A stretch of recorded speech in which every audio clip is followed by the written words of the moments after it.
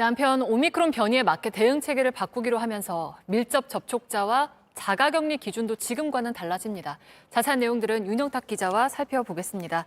자, 윤영탁 기자. 네. 만약에 제가 확진 판정을 받았다면 지금 윤영탁 기자는 밀접 접촉자로 분류가 됩니까? 그렇습니다. 전 같으면 당연히 그렇고 저는 즉시 PCR 검사를 받아야겠지만 앞으로는 달라집니다. 네. 제가 지금 마스크를 안 하고 있죠. 이 상태에서 아낸커랑 2m가 지금 안 되는 거리에서 15분 동안 이야기를 하면 저는 밀접 접촉자로 분류가 됩니다. 네. 백신 접종 여부는 상관이 없습니다. 일상에선 주로 식사나 술자리를 함께 하거나 아니면 차를 함께 마시는 경우 등을 생각해 볼 수 있는데요.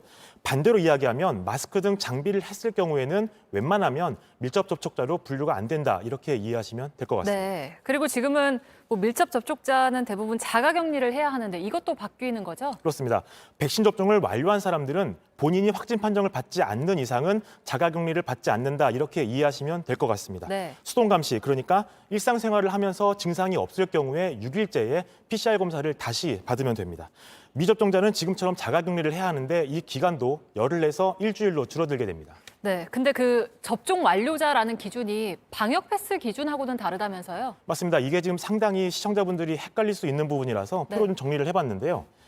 오늘 방역당국이 밝힌 기준을 보면 2차 접종 후 90일 이내인 사람들, 또 3차 접종을 받은 다음 14일이 지난 사람들을 접종 완료자로 분류를 했습니다.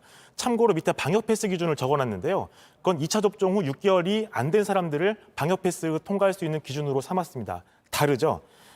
제가 2차 접종한 지 104일이 지났는데요. 네. 그럼 저 같은 경우는 식당과 카페 같은 경우는 들어가서 이용을 할 수 있지만 밀접 접촉자가 되면 자가격리를 해야 되는 상황인 겁니다.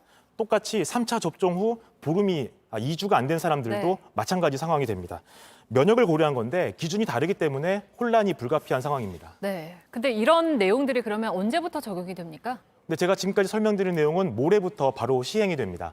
방역 당국이 지난주 발표했던 진단 검사 개표는 빠르면 이달 말, 늦어도 2월 초, 그러니까 설 명절 전후에 시행될 전망입니다. PCR 검사는 고령층 등 고위험군 위주로 받고 나머지는 자가 진단 키트로 검사를 하게 됩니다. 동네 병원이 재택 치료에 참여하는 문제 등은 아직 결론을 못 내서 추후에 단계적으로 시행될 방침입니다. 네, 알겠습니다. 윤영탁 기자였습니다.